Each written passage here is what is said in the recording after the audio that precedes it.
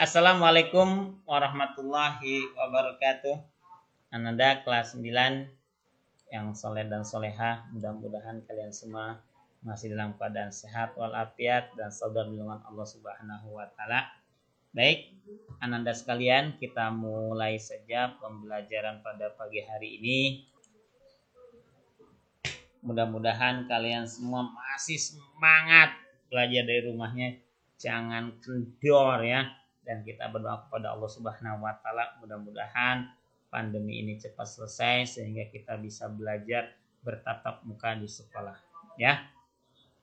Baik anak sekalian, kemarin kita sudah belajar tentang kesebangunan pada persegi panjang, kesebangunan pada segitiga, soal ceritanya ya pada persegi panjang. Sekarang penerapan sederhana dari kesebangunan segitiga.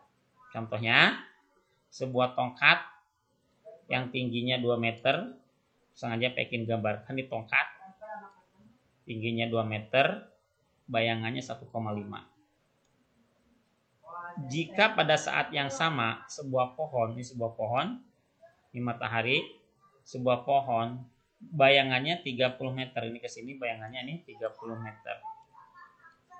Ya, ini 2 meter, ini 1,5. Tuh. Yang ditanyakan, tentukan tinggi pohon tersebut ini. Ya. Jadi kalau kita mau mengukur tinggi pohon, mau mengukur tinggi tiang bendera, ya, jangan dirobohin tiang benderanya. Misalkan ada tugas, coba ukur berapa tinggi tiang bendera. Wah, kita cabut tiang benderanya, diukur lah, ya, di bawah dijatuhin dulu terus diukur. Nah, ini tiang bendera nih, kita suruh ukur tiang bendera. Wah, dijatuhin dulu tiang benderanya.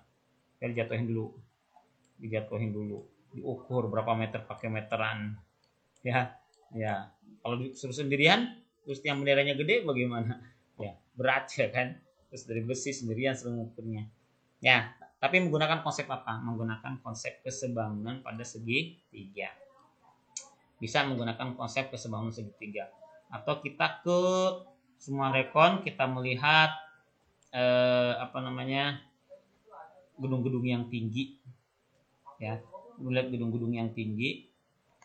Nah, kita bisa mengukur berapa sih tingginya, ya, tingginya gedung-gedung yang tinggi di Sumarekon tersebut. Nah, tidak usah menggunakan meteran ke atas, tapi menggunakan konsep dari kesebangunan pada segitiga. Nah, perhatikan, kita lanjutkan. Nah, ini udah kita nih. Ya, yang kita tanyakan sekarang adalah berapa tinggi pohon. Di sini tinggi pohon. Maka cara mengerjakannya adalah tinggi pohon. Yang kita tanyakan tinggi pohon. Tinggi pohon per tinggi tongkat. Gitu ya. Cara pengerjakannya ya. Tinggi pohon per tinggi tongkat. Bayangan pohon. Nah, pertama tinggi pohon per tinggi tongkat. Tinggi pohon per tinggi tongkat. Lanjut, bayangan pohon per bayangan pohon per bayangan tongkat. Oke, itu cara pengerjaannya. Ya. Terus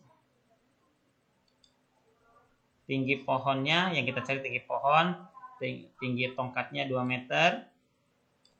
Bayangan pohon ini ke sini 30 meter. Terus bayangan tongkat 1,5. Ya, tinggal dikalikan kah? 2 kali 30, 60 dibagi 1,5, hasilnya 40 meter. Berarti tinggi pohon itu diukurnya adalah 40 meter. Nggak usah pakai meteran. Tapi menggunakan konsep kesebangunan. Pak, bagaimana kalau saya jawabnya di rumah? Boleh, gini aja. Bikin aja pohon. Bayangan. Gitu ya. Ini tinggi pohon per 30. Ini tongkat bayangannya 1,5. Ini 2. Tuh. Berarti cara pengerjaannya tinggi pohon per 2. T per 2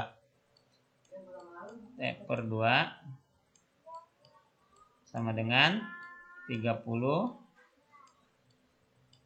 per 1,5. Gitu ya. Nah, itu apain? Kali silang. Tuh. sama aja ya. Itu. Ini baru cara yang pertama.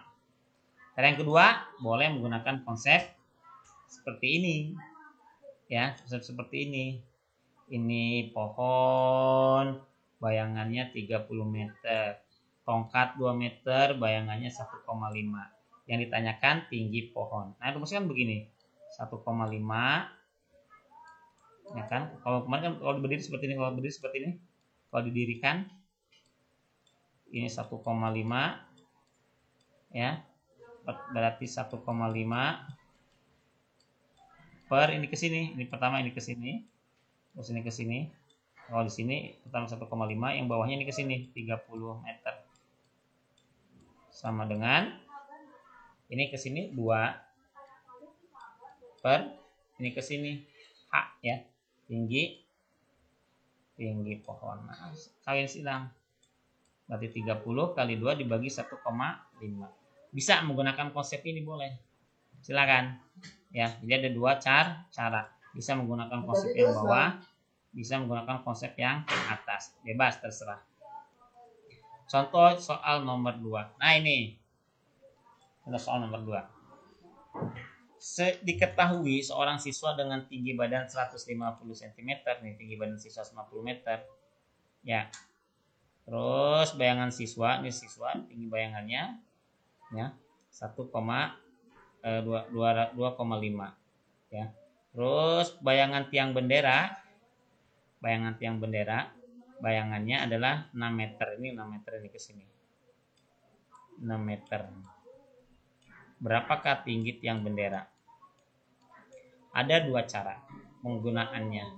Yang pertama, kita menggunakan seperti ini. Ya. Kita menggunakan cara seperti ini. Ini tinggi tiang bendera. Tinggi tiang bendera. Ini bayangannya. Dibikin ke sentimeter semua. Kenapa? Karena ini tinggi siswanya pakai sentimeter.